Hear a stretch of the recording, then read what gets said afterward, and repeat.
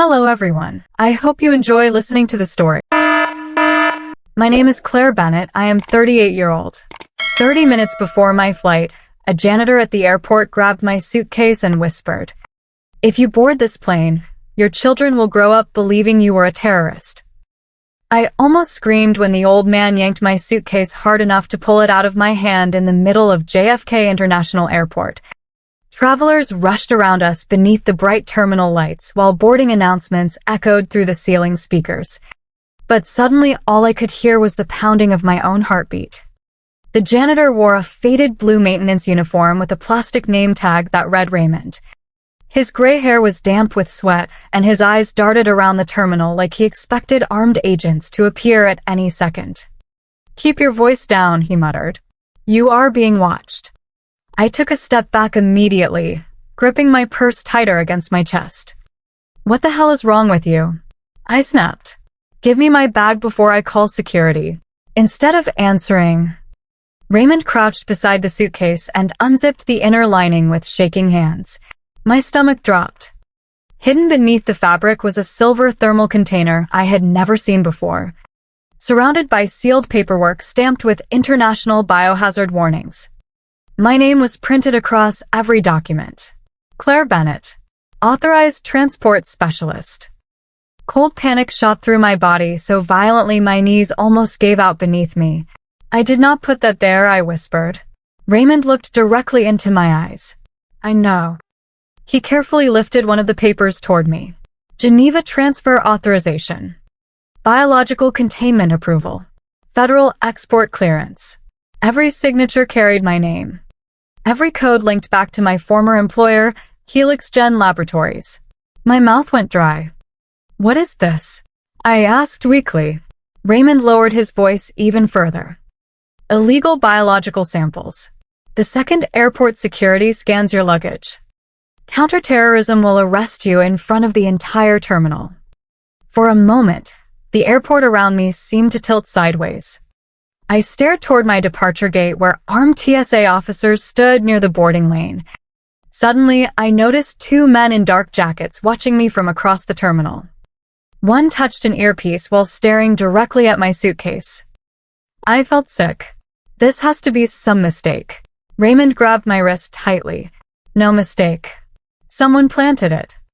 My brain immediately raced toward the one person who knew every detail of my travel schedule. Daniel. My ex-husband. Over the past 2 months, he had become obsessed with my movements during our custody battle.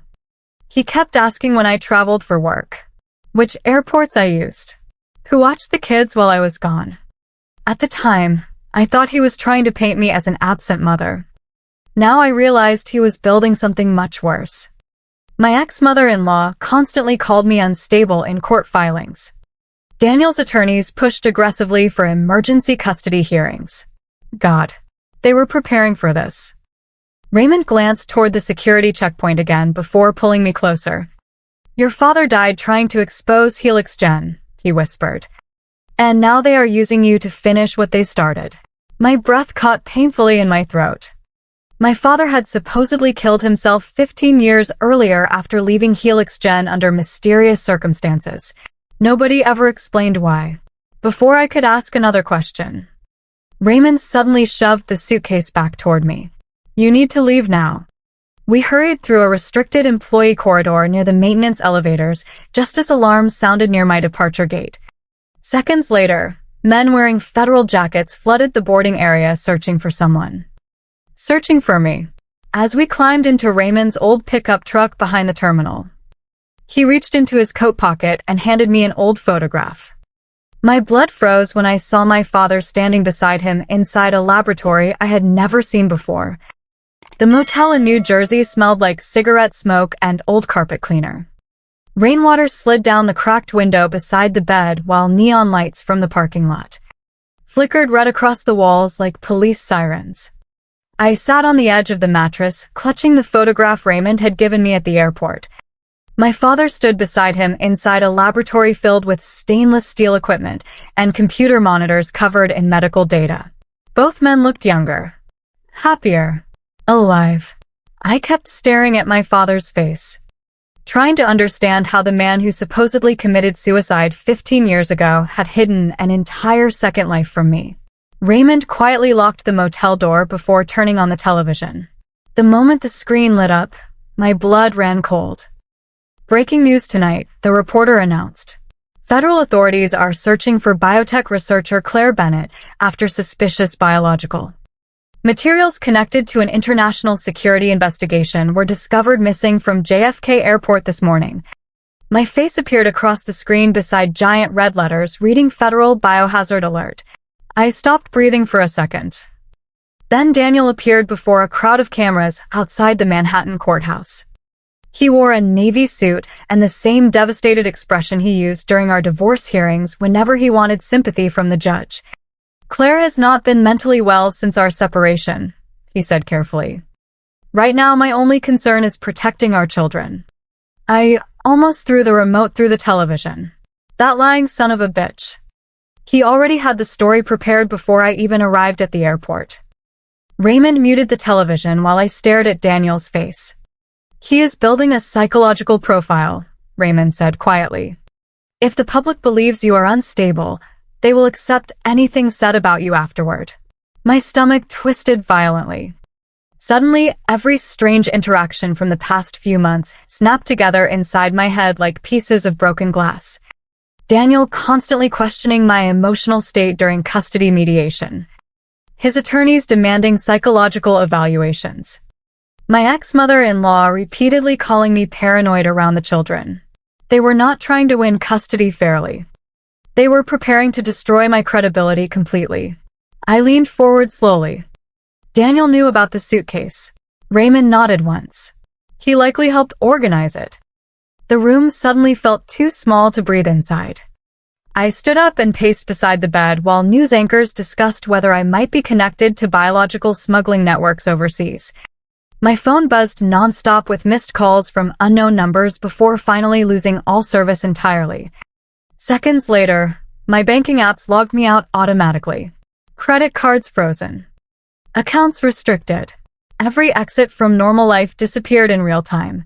How are they doing this so fast? I whispered. Raymond walked toward the small table near the window and opened a worn leather folder. Because HelixGen has friends everywhere.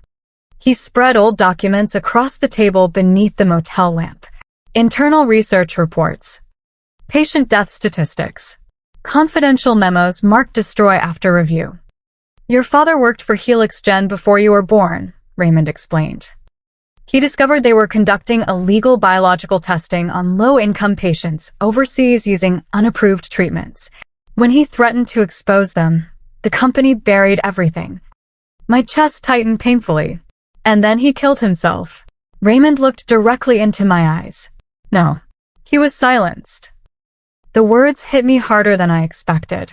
My father spent my entire childhood warning me that powerful people protect profits more fiercely than human lives. I used to think he sounded bitter after losing his career. Now I realized he had been terrified. Raymond slid another document toward me. My pulse spiked immediately when I recognized Daniel's name printed across the top. Lead legal counsel for HelixGen Corporate Defense Division. I stared at the paper in disbelief. No, I whispered weakly. That cannot be real. But deep down, I already knew it was. Daniel joined HelixGen's legal team shortly before our marriage began. He always claimed the job was temporary corporate work before moving into private practice. Dear God, he never married me by accident. He married the daughter of a dead whistleblower because he believed I might eventually inherit evidence. A sharp pain spread through my chest, so suddenly I had to sit back down. 10 years of marriage flashed through my mind like poison. Daniel teaching Emma how to ride a bike. Holding my hand during Noah's birth. Whispering that he loved me while secretly protecting the company responsible for destroying my father's life. I spent years sleeping beside him, I said quietly. Raymond's face hardened. That family does not love people, Claire. They acquire them.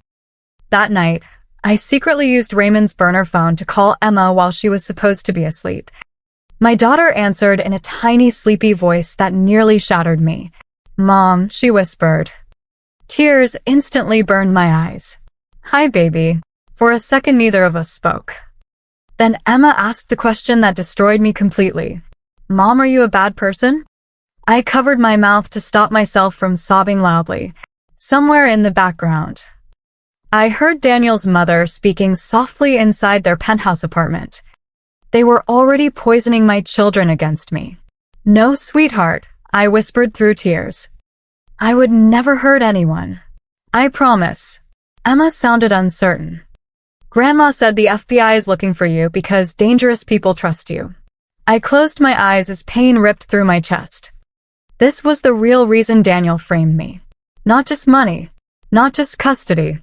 He wanted my children terrified of me forever. After the call ended, Raymond finally brought out an old external hard drive wrapped carefully inside a towel. "Your father gave me this 2 weeks before he died," he said. My hands trembled as I plugged it into the motel laptop. Thousands of encrypted files filled the screen instantly. Emails between Helix Gen executives. Secret offshore payments. Video footage of medical testing. Then I found a folder labeled Crawford Communications. My blood froze. Inside were years of correspondence between Helix Gen and Daniel's family discussing legal containment strategies if the Bennett archive ever resurfaced publicly. Daniel knew everything from the beginning. Every kiss. Every anniversary. Every promise. It was all part of protecting the company from what my father left behind. Before I could process the horror of it all, the motel television suddenly flashed another emergency bulletin across the screen. Federal authorities have officially issued a warrant for Claire Bennett in connection to an ongoing biological terrorism investigation. The next 48 hours felt like drowning in slow motion. Every television station in America replayed my photograph beside phrases like biological threat, fugitive scientist, and possible domestic extremist. The Crawford family moved fast. Faster than any normal family should have been able to move. Daniel's attorneys filed emergency motions demanding full custody of Emma and Noah on the grounds that I represented a danger to national security. My ex-mother-in-law appeared on morning talk shows wearing pearls and fake tears while telling reporters she feared for her grandchildren's safety. "Claire was always emotionally unstable," she claimed softly. "We tried so hard to help her." I sat in that filthy motel room staring at the screen in disbelief while rage burned through me, so intensely my hands shook. They were not just destroying my reputation. They were rewriting my children's memories of me while I was still alive. By the third day, I was exhausted enough to consider surrendering. My face was plastered across airports, train stations, and news feeds nationwide. Every time headlights slowed outside the motel, my pulse exploded. I barely slept. I barely ate. Around midnight, I finally looked at Raymond and whispered, "Maybe I should turn myself in." The old man immediately shook his head. "That is exactly what they want." He leaned forward across the small motel table, his tired eyes hard as stone. "The moment you are in federal custody, Helix Gen buries every piece of evidence forever. Your children grow up believing their mother was a terrorist, and the Crawford family controls everything." I looked down at my trembling hands. Then what am I supposed to do? Raymond reached slowly into his coat pocket and placed a small brass key on the table between us. Fight smarter than they expect. That night, Raymond finally told me the full truth about my father. Years before his death, he had created what Raymond called a dead switch archive. A hidden digital vault containing every illegal research file, offshore payment record, and internal communication tied to Helix Gen's biological testing program, if anything happened to him or his family. The archive was designed to automatically distribute evidence to federal regulators, journalists, and international watchdog agencies. "Your father knew they would come after someone eventually," Raymond explained quietly. "He just hoped it would not be you." A heavy silence filled the motel room. Suddenly I understood why Daniel married me. Why his family tolerated me despite considering me beneath them socially. They believed the Bennett archive still existed somewhere. And they spent 10 years trying to locate it through me. The next morning, I watched Daniel's mother appear on national television again. Victoria Crawford sat elegantly beside a famous news anchor, wearing an expensive cream-colored suit. While discussing the importance of protecting innocent children from unstable influences. The hypocrisy made me physically sick. This woman once criticized me for breastfeeding Emma too long because she thought it looked low class. She called me overly emotional when I cried after Noah's asthma attack at age 4. Now she was pretending to be America's grieving grandmother while helping frame me as a criminal. My grandchildren deserve peace and safety, she said solemnly into the camera. We pray Claire gets the mental help she clearly needs. I muted the television before I smashed it with a chair. Hours later, Raymond managed to access encrypted legal records through an old contact connected to my father. What we found made my stomach turn.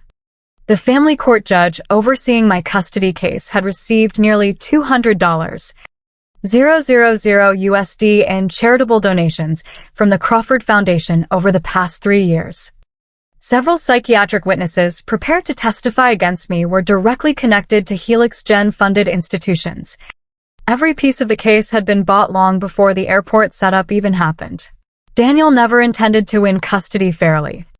He intended to annihilate me publicly while appearing noble for rescuing the children from their dangerous mother. That realization finally broke something inside me. Late that night, while Raymond slept in the chair beside the door with a pistol hidden under his jacket, I sat alone watching old videos on my laptop. Emma blowing out birthday candles at age 6.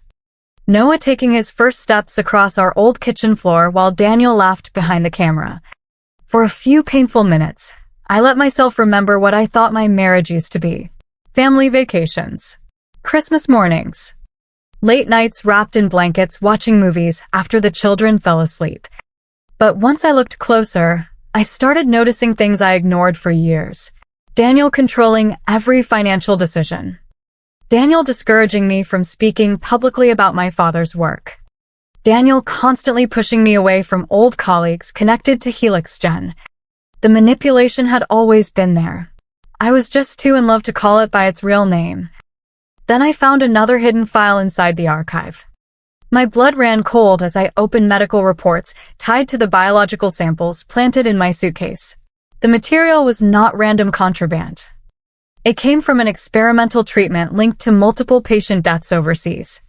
Helix Gen buried the fatalities using shell charities and falsified trial records. If those samples had been discovered in my luggage, prosecutors could have connected me directly to a legal international transport tied to human fatalities. I would not just lose custody. I would disappear inside the federal prison system forever. That was the moment I stopped wanting to run. I looked up slowly at Raymond and said the words out loud for the first time. I am going back. He stared at me carefully. Claire, they will arrest you the second they see you. I shook my head. Not before I destroy them first. My custody hearing was scheduled for Monday morning in Manhattan Family Court. National media already planned to cover it because of the terrorism allegations. Daniel expected an easy victory. He expected me hidden somewhere. Terrified and broken while he stood before cameras pretending to save our children.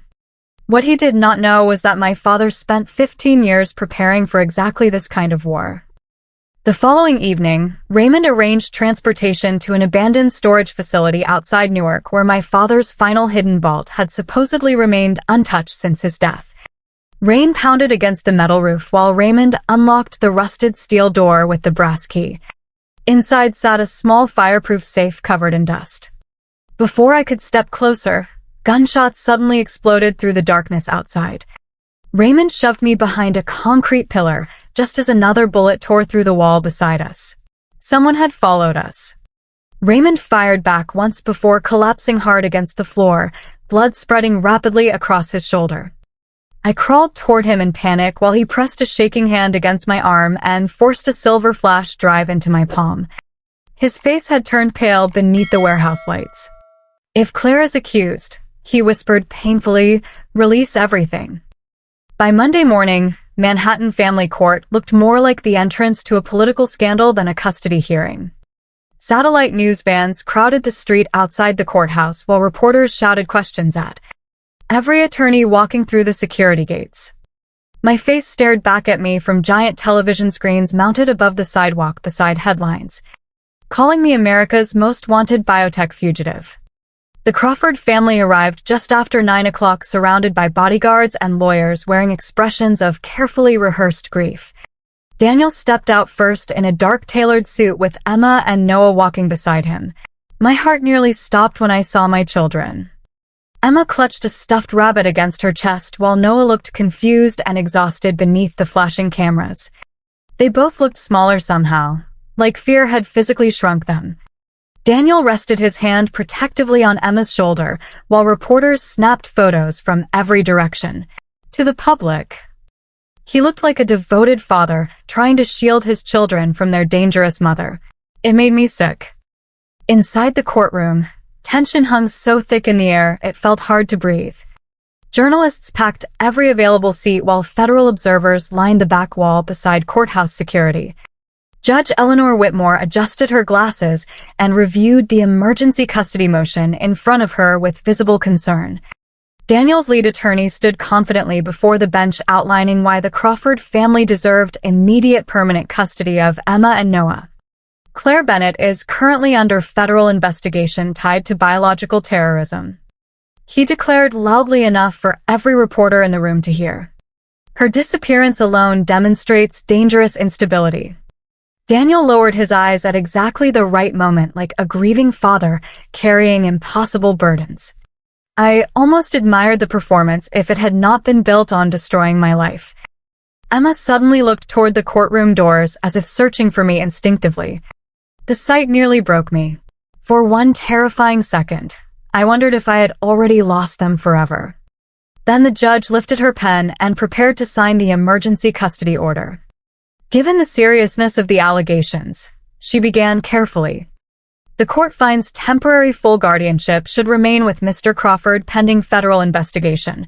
Daniel exhaled slowly beside his attorneys. His mother even allowed herself the smallest satisfied smile. They thought they had one. Then the courtroom doors opened. Every sound inside the room died instantly. I stepped inside wearing a charcoal coat and dark gloves beside two federal attorneys carrying sealed evidence boxes. Gasps erupted across the courtroom while camera shutters exploded like gunfire from every direction. Daniel physically stumbled backward when he saw me alive. His face lost all color so quickly he looked sick. Emma's eyes widened with shock before she whispered one word beneath her breath. "Mommy." Noah immediately jumped to his feet. Reporters surged forward so aggressively that courthouse deputies had to hold them back. Judge Whitmore slammed her gavel, repeatedly trying to restore order, while I walked calmly toward the center of the courtroom. For the first time in days, I was no longer running. Daniel found his voice first. "She should be arrested immediately," he snapped, pointing at me with shaking hands. "She is under federal investigation." One of the attorneys beside me calmly stepped forward and handed sealed documents directly to the judge. "Not anymore, Your Honor." The courtroom fell silent again. Judge Whitmore opened the file slowly while another federal investigator connected a flash drive to the courtroom projector system. My pulse hammered violently as the first images appeared across the giant courtroom screen. Internal Helix Gen documents. Offshore transfer records. Biological trial fatalities hidden from regulators. Then came emails directly connecting Daniel Crawford and the Crawford Foundation to evidence fabrication against me. Daniel's confidence cracked instantly. "This is manipulated," he barked. "This woman is mentally unstable." But the screen kept changing. Security footage from JFK Airport showed a Helix Gen contractor tampering with my suitcase less than 40 minutes before my arrival. Financial records tied the contractor directly to shell companies owned by the Crawford family. Another video appeared showing Daniel meeting privately with Helix Gen executives discussing containment strategies if I ever discovered my father's archive. Gasps spread through the courtroom while reporters furiously typed updates into their phones. Judge Whitmore's face hardened with visible fury. Then the final recording played. Daniel himself appeared on screen inside a private conference room, speaking to Helix Gen executives. "Once she is publicly tied to bioterrorism," he said casually. The custody issue resolves itself. The children will never trust her again. My stomach twisted even though I already knew what he had done. Hearing him say it out loud still felt like being stabbed. Across the courtroom, Emma burst into tears. Noah looked at his father with open confusion. Victoria Crawford suddenly gripped the edge of the defense table like she might collapse. The room exploded into chaos. Daniel lunged toward the projector shouting for security, while reporters nearly climbed over courtroom benches trying to film everything live. Judge Whitmore slammed her gavel so hard the sound echoed through the courtroom. "Enough," she shouted. Before Daniel could speak again, FBI agents entered through both side doors wearing dark jackets marked Federal Investigation Unit. Panic flashed across Victoria Crawford's face immediately. One of the agents approached Daniel directly while another handed sealed warrants to courthouse officers. "Daniel Crawford," the lead investigator announced clearly, "you are under arrest for conspiracy, evidence fabrication, obstruction of justice, witness tampering, and federal fraud violations tied to the Helix Gen investigation." Emma screamed when agents grabbed her father's wrists. Noah began crying instantly. Daniel tried pulling away from the agents while shouting that everything was a misunderstanding, but nobody in the courtroom believed him anymore.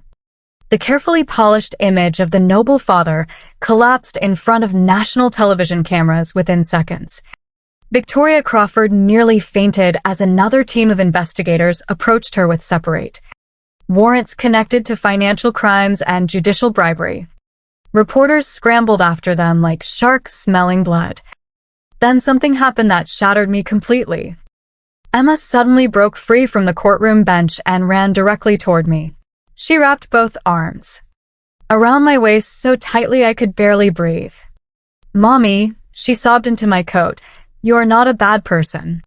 I dropped to my knees immediately and held both of my children against my chest while tears streamed down my face for the first time since this nightmare began. Noah clung to my shoulders, shaking with confusion and fear. Around us, cameras flashed nonstop while federal agents dragged Daniel toward the courtroom exit in handcuffs. Just before disappearing through the doors, he twisted around and screamed one final sentence that silenced the room all over again. "Your father stole that research first." 3 weeks after the courtroom collapsed into chaos, every charge against me was officially dropped. Federal investigators publicly confirmed that the biological evidence found at JFK had been planted as part of a coordinated conspiracy tied to Helix Gen and the Crawford family.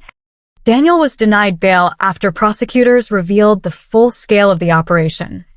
While Helix Gen lost billions overnight as shareholders fled and criminal investigations expanded across multiple countries, news channels that once called me a terrorist now described me as the mother who survived one of the largest corporate cover-ups in recent history. None of it mattered as much as the moment Emma and Noah finally came home with me. The hardest part of the nightmare was never hiding from federal agents or seeing my face across every television screen in America. It was hearing fear in my daughter's voice when she asked if I was a bad person. That question will probably haunt me for the rest of my life. Powerful people understand something terrifying about children. If you poison the story early enough, you can make innocent people look monstrous. Daniel did not just try to take my children away. He tried to destroy the way they would remember their mother forever. A month later, I finally opened the last encrypted file my father left behind. Inside were research notes proving the original treatment Helix Gen buried could have saved thousands of lives if greed and corruption had not consumed everyone involved. My father was not perfect, but he died trying to stop dangerous people from turning medicine into a weapon. Raymond survived the shooting and now helps me build a foundation supporting victims of unethical medical testing around the world. Sometimes pain leaves scars. Sometimes it leaves purpose. I stood outside our new apartment balcony one quiet evening while Emma and Noah laughed inside behind me. For the first time in months, the sound did not break my heart. It healed it. The world can survive dangerous diseases. What it struggles to survive is powerful people willing to sacrifice innocent families to protect their secrets. And if Daniel taught me anything, it is this. Never underestimate how far corrupted people will go once they believe the truth threatens their empire. Sometimes the most dangerous people are not strangers. They are the ones who smile beside you at dinner, hold your children in their arms, and slowly build lies around your life until nobody remembers the truth anymore. Daniel destroyed himself the moment he believed power and money mattered more than honesty, loyalty, and family. One lie forced another lie. And eventually his entire empire collapsed under the weight of deception. That is the real lesson in this story. Dishonesty may create temporary success, but it always leaves destruction behind. Especially for innocent children caught in the middle. Protect your integrity before your reputation is placed in someone else's hands. And never ignore small manipulations simply because they come from people you love. If this story moved you, make sure to subscribe, like this video, and leave a comment below. Tell me honestly, if someone tried to turn your own children against you, how far would you go to expose the truth?